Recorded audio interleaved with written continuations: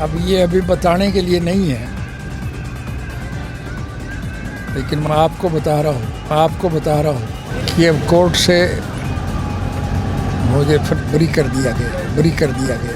Sir JJP को किस तरह से देखते हैं? बीजेपी के साथ जेजेपी खड़ी, दुष्यंत चौटाला आपके पोते हैं, वो कहते हैं कि हम जीत के आएंगे, बात में दम लगता है। इस चुनाव के बाद जेजेपी बिखर जाएगी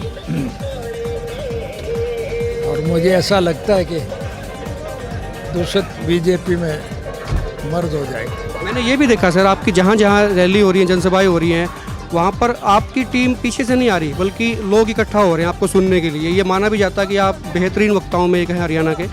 तो ये लोगों का अभी भी है कि इन लोगों को सुना जाए, खास करके आपको सुना जाए। तो क्या ये जो सुनने लोग आते हैं ये वोट्स में तब्दील होंगे, आपको ऐसी उम्मीद है? जो हमारे वोटर हैं, हमारे समर्थक हैं, वही आते हैं, हमारे पास किराए के नहीं होते।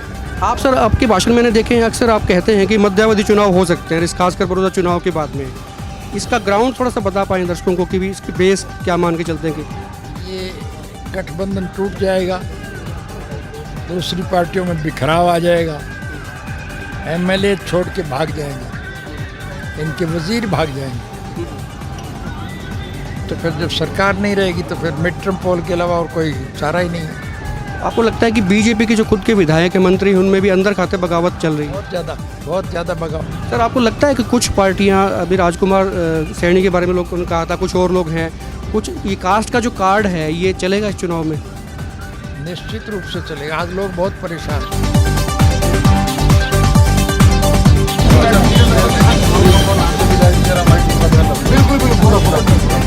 नमस्कार, एक मिनट पोस्ट में आपका स्वागत है। मैं हूं सर्वेश टुकरा। इस वक्त मेरे साथ पूर्व मुख्यमंत्री और इनेलो के सुप्रीमो ओम प्रकाश चौटाला मेरे साथ हैं। बातचीत करेंगे, काफ़ी सारे मुद्दे बड़ौदा हल्के के रूट पे हैं। सर स्वागत आपका।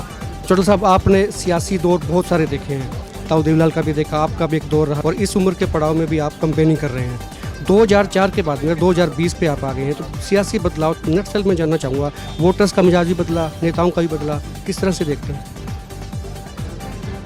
लोग मौजूदा शासन तंत्र से परेशान हैं और परेशान लोगों के दिमाग में एक बात बिठाने में हम सफल हुए हैं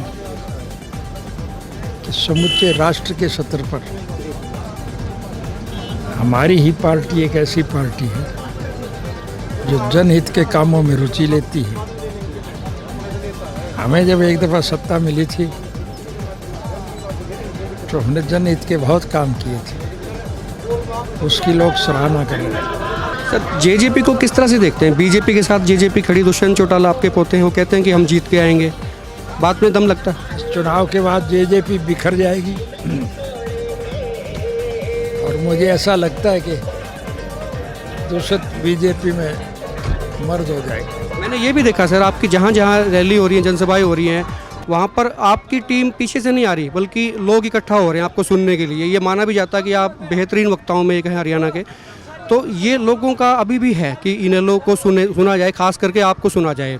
तो क्या ये जो सुनने लोग आते हैं ये वोट्स में तब्दील होंगे, आपको ऐसी उम्मीद है? जो हमारे वोटर हैं, हमारे समर्थक हैं, वही आते हैं, हमारे पास किराए के नहीं होते। दूसरा सर ये आ रहा था, कपूर सिंह नरवाल ने नामांकन दाखिल कर दिया। पहले वो टिकट मांग रहे थे, आपकी पार्टी में भी वो रहे, काफ़ी सारे उन्होंने वोट लिए थे आपके कैडर के, लेकिन वो नामांकन उन्होंने फिर वापस ले लिया।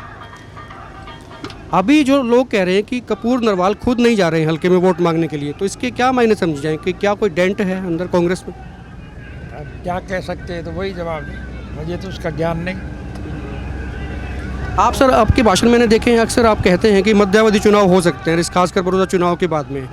इसका ग्राउंड थोड़ा सा बता पाएँ दर्शकों को कि भी इसकी बेस क्या मान के चलते हैं कि ये गठबंधन टूट जाएगा, दूसरी पार्टियों में बिखराव आ जाएगा, एमएलए छोड़ के भाग जाएंगे, इनके वजीर भाग जाएंगे, तो फिर जब सरकार नहीं रहेगी तो फिर मिड टर्म पोल के अलावा और कोई चारा ही नहीं है।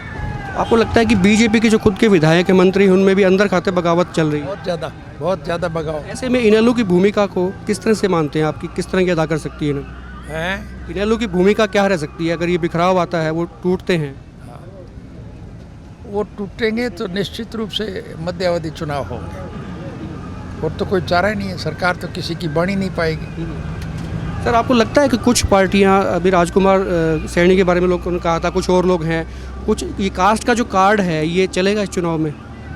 निश्चित रूप से चलेगा। आज लोग बहुत परेशान हैं, आज हर वर्ग के लोग दुखी हैं। आपके बारे में सर उम्मीदें की जाती थी, आपको कई साल से मैं भी देख रहा हूँ, मैं बहुत सालों से आपको फॉलो भी करता हूँ कि आप वापसी आएंगे, क्योंकि आपका उम्र का भी एक फैक्टर था, सजा भी काफ़ी आपने निकाल दी वहाँ पे, हमेशा उम्मीद लोगों को रहती थी, आपने भी कई मरतबा कहा है कि आप आ जाएंगे। तो क्या कोई सियासी इसमें गेम चल रहा है, आप नहीं आ पा रहे हैं? आपने भी सर कई बार कहा, हम भी ये मानते थे कि भी आप जल्दी ही बाहर आएंगे, और आपने भी कई बार मन से कहा था कि आप आएंगे। तो क्या कोई सियासत का खेल चल रहा है, उम्र दराज होने के बावजूद आप नहीं आ पा रहे हैं बाहर? अब ये अभी बताने के लिए नहीं है, लेकिन मैं आपको बता रहा हूँ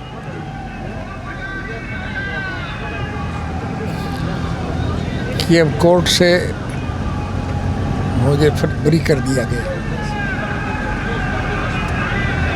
लेकिन सरकार कोई ना कोई आड़ लेके गड़बड़ कर सकती है, इसलिए आप इसको छाड़ना नहीं।